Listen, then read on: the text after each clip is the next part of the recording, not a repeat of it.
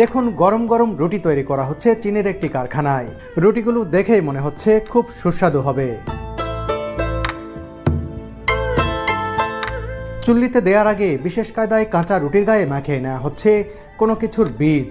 এরপর ঘি মাখিয়ে সেঁটে দেওয়া হচ্ছে গরম চুল্লির গায়ে।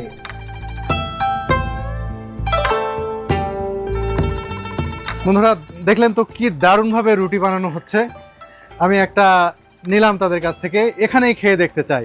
এই একটার দাম হচ্ছে 5 ইউয়ান। খেয়ে দেখি এটা কেমন। দারুণ।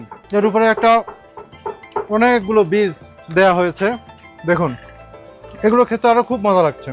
ব্রাদার আর মুসলিম মুসলিম এটাও কিন্তু মুসলিমরাই চালাচ্ছেন। এখানে আসলে যেখানেই যাবেন প্রায় সব দোকানই চালাচ্ছেন মুসলিম।